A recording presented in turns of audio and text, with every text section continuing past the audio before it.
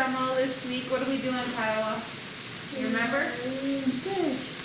We're doing fish, so we're doing Mackinaw. We got some free fish from Mac Days. We also are doing a dandelion green salad, so we're going to be talking about foraging today. So, our dandelion green salad, on the stove here, we already got some yellow squash and some purple onion, red onion, sauteing at about medium-high heat. We're going to add the dandelion greens to this, and we're going to cook the greens. And we're also going to mix it in with some quinoa. So I bought some quinoa at Super One. I was kind of feeling tired of doing rice all the time. So I thought, let's try another whole grain. Quinoa. Quinoa is native to Peru. A traditional food of the Incan people. So we're going to be trying some red quinoa today. A delicious whole grain with lots of fiber, which is really great for our heart health. It's also good for our digestive health. Okay, so we're going to wait for this squash and onion to kind of get soft before we add the greens, because dandelion greens are just like, you want to try a Rockies? You see what it tastes like? So dandelion greens are just like any other dark leafy green. They're kind of like kale or spinach. They kind of have a earthier taste. These ones are not too bitter because I picked the younger dandelions. So if you get them younger, they're less bitter, they're a little more sweet. And the entire dandelion plant is actually edible. So you can eat the leaves, you can eat the flower, you can eat the roots.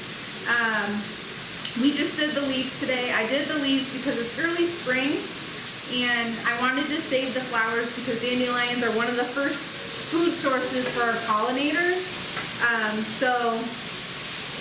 I just did the greens. Maybe in the summer when there's more flowers blooming, we can do the actual flower. We can do jelly or fritters or something with the dandelion flower. And you can definitely make tea with the dandelion root. Okay, so while we're waiting for this squash to cook down, I'm going to get the Mackinaw ready. So we're going to bake our Mackinaw. We have the oven set to 375. I got these Mackinaw fillets from the Blue Bay campground. We got them for free. The folks out there, the natural resource folks and fishery folks, and they gave us these for free. You can go there and purchase. They're super nice, and they kind of show you around. But yeah, so you can purchase some fish, and they also sell these packaged ones that they do at Super One. So you can even get them at Super One. Okay, so we're gonna cut these open.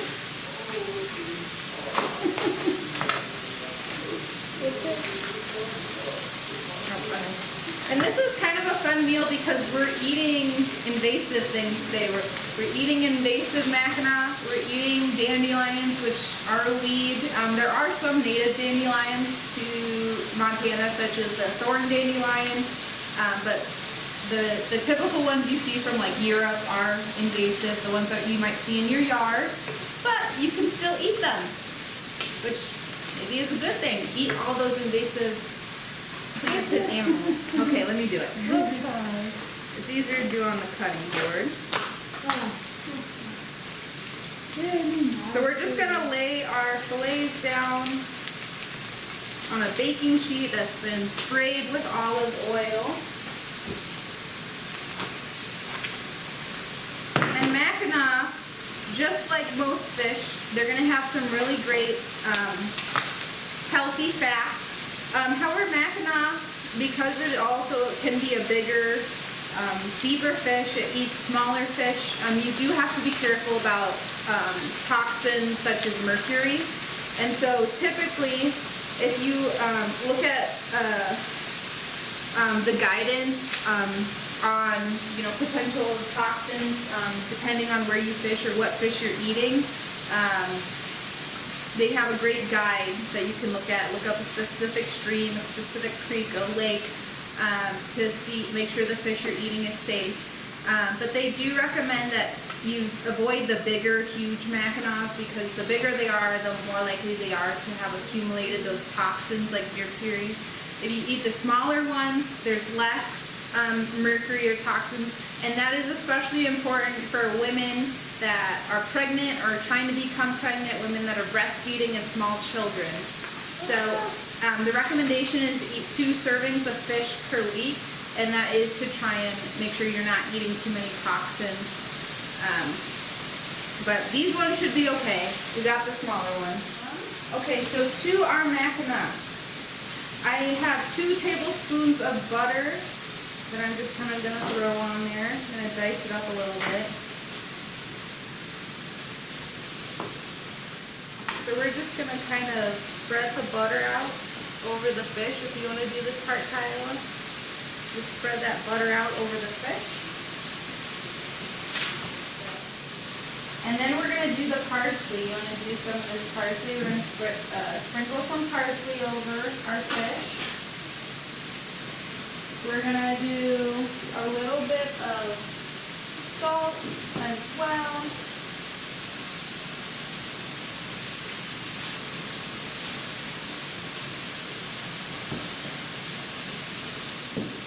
We're going to do a little bit of lemon juice. So I'm going to just drizzle some lemon juice. We just squeeze a fresh lemon.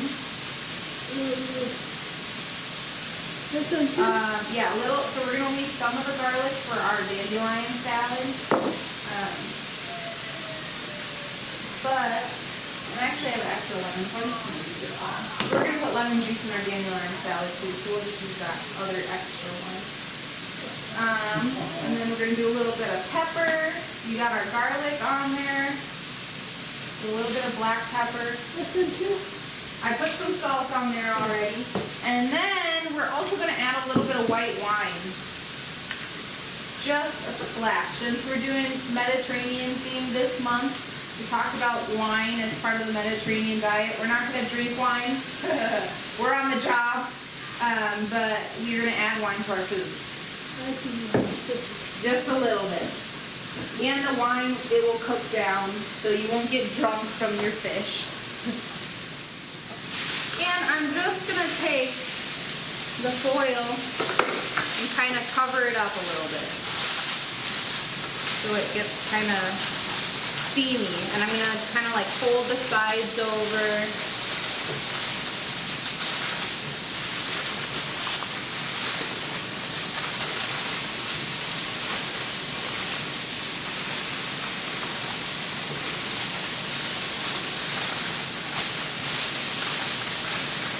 So it'd be kind of like if you were cooking this on the grill or like on a campfire or something.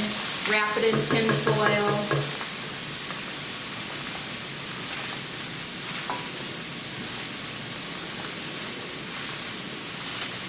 Okay. And then it just goes in the oven for about 15 to 20 minutes. We want our fish to be at an internal temperature of 145 degrees just to be safe.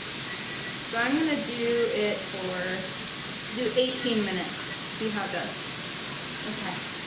So how's our squash? Our onions are starting to look translucent. Our squash looks like it's getting really soft. So I think it's time that we add the dandelion greens. You can start dumping those in there. And I just want to make sure. I collected some additional plants that I thought were edible and I wanted to play with, so I'm going to take those out. We're not adding those ones. Those might be for another day. Did all of it? Yep, you're going to do all of it, and you might do a little bit and then wait till it cooks down, and then I'll add a little bit more because it'll get really full. But once it cooks down, it's like if you cook spinach, it completely, the size just gets so small, it looks like you didn't hardly add anything. So the dandelion greens are the same way. And so dandelion greens are a really great source of potassium. Potassium is one of those electrolytes that helps lower our blood pressure. They also have calcium, they have iron, they have fiber, a lot of really great nutrients. Oh, and we're going to add the garlic to this too. So if you want to add the rest of the garlic, you can do that. There's a little bit of salt, pepper. So stir this up, Kiowa, and then keep adding more dandelion greens. And so, when I went and foraged for these dandelions, I went up into the mountains, kind of. I wanted to be away from any roadsides. You'll see dandelions growing along roadsides, along buildings. I try and steer clear of those just because they could be contaminated with pollutants, like from cars and whatnot, runoff. So I try to go up into where there's not as much industrialization, where there's less likely to be pollutants. However, I did wash these greens after I collected them all, and we're also cooking them. So there's two food safety steps. We're washing them to get rid of any potential pollutants, or if like a dog or deer pooped on them or something. And then we're also cooking them, which will also help protect us from any potential pathogens. And so dandelions, I kind of like go up. It's usually like above the paper towel in there. Yeah, and when I haven't cooked them yet, I keep them in a wet paper towel just so they stay good. I go up in the mountains, kind of like you find like a meadow of kind of above the tree line. And that's typically where I have found them, or especially too if you're near like a water source, like a creek or something, you'll find them. Sometimes they grow near like big rocks, so you'll see them there. But yes, a good practice for foraging is making sure you're not picking from a potentially polluted area. So I'm going to turn this down so they saute. Other good tips, I talked about, keep being mindful of other pollinators. So I didn't take the flower, I just took the leaves for the early spring. But also when you go out foraging, go with a plan. Don't just take every single plant that you see out there. A good rule of thumb is if there's at least 20 plants in that area, then you can go ahead and forage. Just to make sure there's a large enough population of that plant. Another good rule is don't just take all of the leaves off of the entire plant, right? So maybe do like 2/3, like take 1/3 of the leaves and leave the rest behind, so that the plant can, survive and do what it needs to do.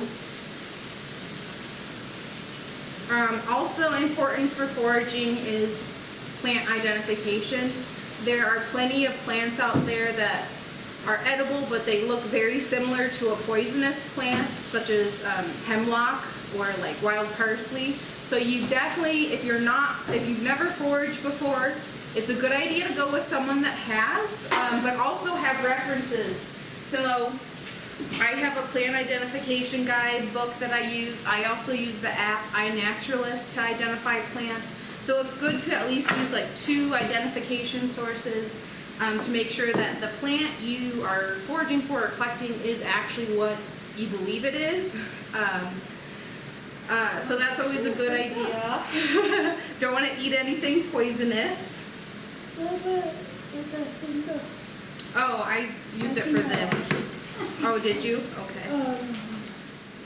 Also, another important tip about foraging is looking into if a permit is required. So if you're a tribal member, you can forage on the reservation. If you have family members that aren't tribal members but are like descendants or just relatives, they can also forage with a tribal member, but they have to have a conservation permit. So conservation permits are for people 12 years and older, and you need one of those to forage with the tribal member. However, you can also forage on U.S. Forest Service land. So I contacted the Flathead National Forest and the Kootenai National Forest. I talked with their botanists, and they told me they only require permits for like huckleberries or mushrooms. They didn't really care about me going out and foraging for dandelions or stinging nettles or rose hips, things like that. It was really just like the huckleberries and the mushrooms that they had some restrictions on. So there's definitely plenty of land out there to forage on. Just make sure though that you are following the rules, especially like if you're going to go to a park or something. Certain parks have rules on whether you can forage or not. And also, you want to make sure if you're going to go to a park that the park doesn't use pesticides or herbicides, because you don't want to eat dandelions or plants that have been sprayed. Beautiful. I'll let it cool a little bit. Oops. I'm going to turn this guy off too, let him cool a little bit. While those cool, I'm going to be putting the salad dressing together. So, we're going to do a 1/4 cup of olive oil.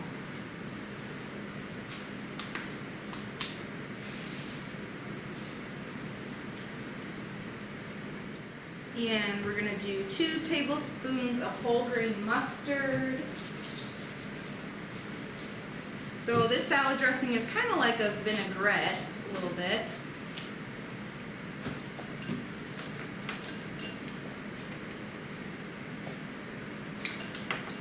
We got 2 tablespoons. And then we're going to do a teaspoon of the red wine vinegar. So give me that bottle, Kyla. Thank you.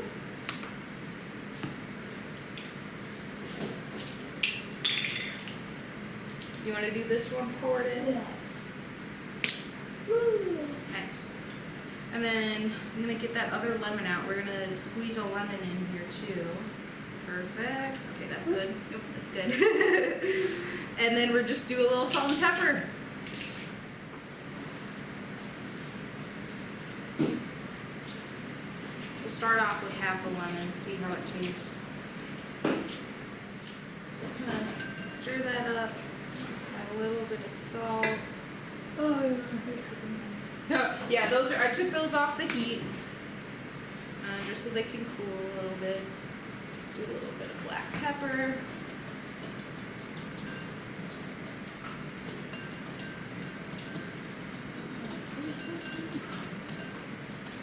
So we got our vinaigrette nice and mixed up here. Just gonna get a spoon to taste it, see if it needs anything. Okay. Always gotta taste your dressing.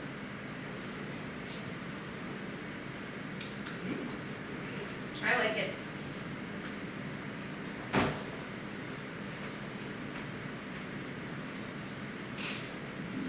What do you think? yeah. Yeah, good? I like it. Okay, so in this bowl, we're just gonna mix everything together. We got our quinoa. I probably won't use all of it. We'll see. Well, we want to make sure the proportion looks right, okay? We don't want it to be too quinoa heavy. So why don't you hold that up and I'll kind of scoop it out. Perfect.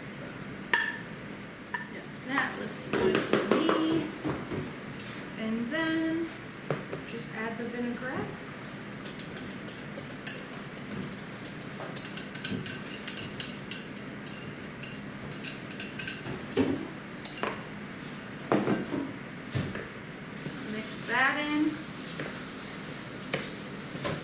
So now we just have to wait for the Mackinaw to finish cooking and we'll have our meal.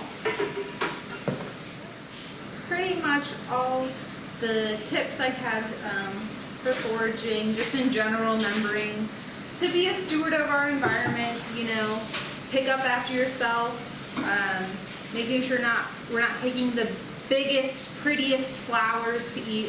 We want to leave those ones behind so that they can pass on their genes, and then we have more beautiful flowers. We can forage for maybe the more uglier ones, and take those plants instead and leave the really pretty ones to grow and prosper.